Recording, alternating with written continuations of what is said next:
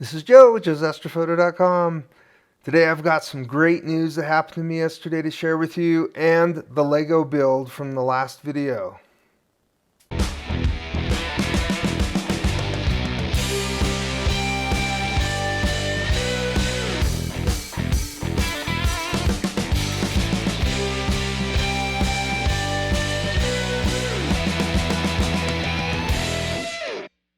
I wanted to start off with some fantastic news that I got yesterday.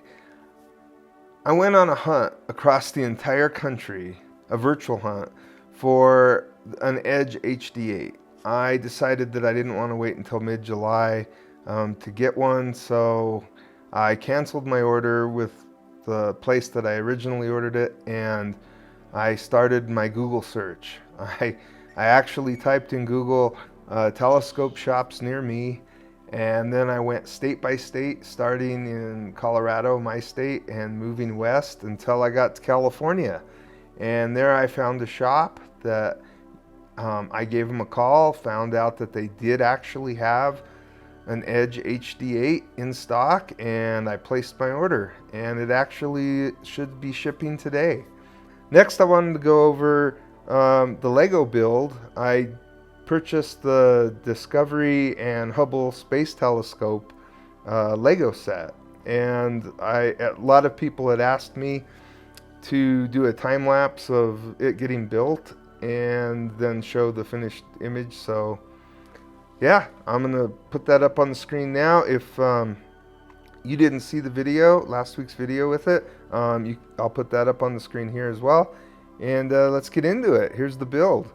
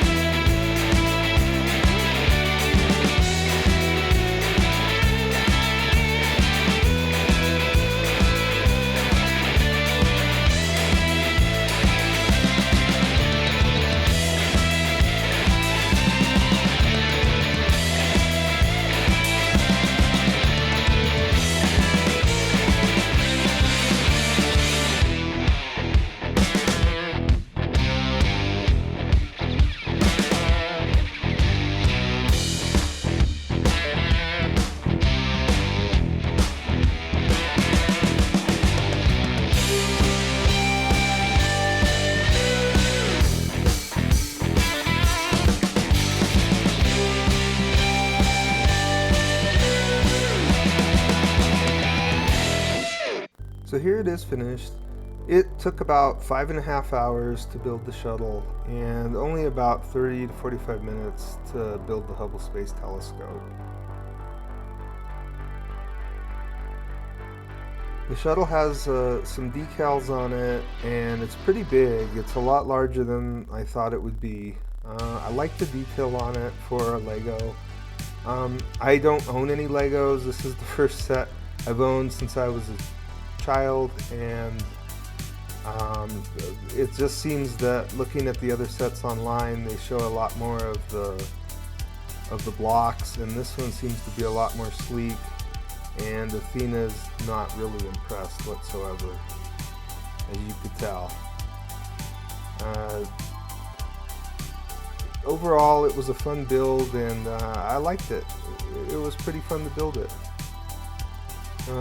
The cockpit is detailed, I guess, for Lego. It does look real, and the bay opens where the Hubble telescope would have been.